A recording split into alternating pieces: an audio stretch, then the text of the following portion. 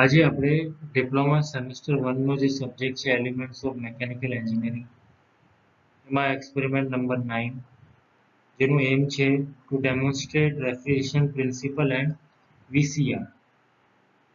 આજે આપણે vapour compression refrigeration system ભણવા આવ્યા છે જે જનરલ સાયકલ રેફ્રિજરેશન ટ્રેનર ઉપર ચાલશે.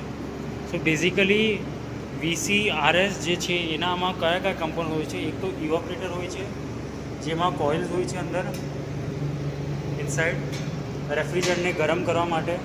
પછી કમ્પ્રેસર હોય છે, કન્ડેન્સર હોય છે અને ટોટલ એક્સપાન્શન વાલ હોય છે. આમાં આટલી વસ્તુ હોય છે. આમાં અહીંયા તમે જોઈ શકો છો કન્ડેન્સિંગ પ્રેશર બતાવવામાં આવે છે, ઇવોપરેટિંગ પ્રેશર બતાવવામાં આવે છે.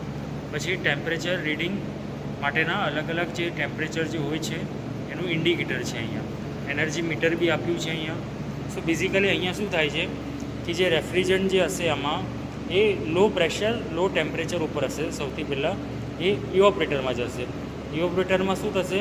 એનું ટેમ્પરેચર વધશે.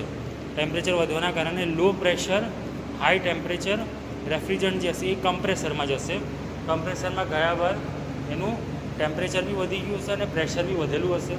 એ આગળ ક્યાં જશે? કન્ડેન્સેશનમાં જશે. કન્ડેન્સેશનમાં શું થશે?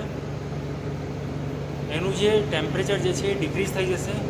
તો અહીંયા જે આપણને આઉટપુટ મળશે એ હશે લો ટેમ્પરેચર હાઈ પ્રેશર રેફ્રિજરન્ટ.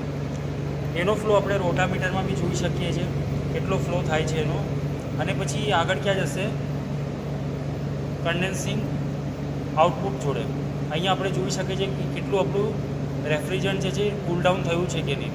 અને લાસ્ટમાં એ જશે આપણું એક્સપાન્શન વાલ્વમાં જ્યાં એનું પ્રેશર રિલીઝ કરી દેવામાં આવશે અને ફરીથી આ સાયકલ કન્ટિન્યુ થશે પાછી ક્યાં? ઇવોપરેટરમાં.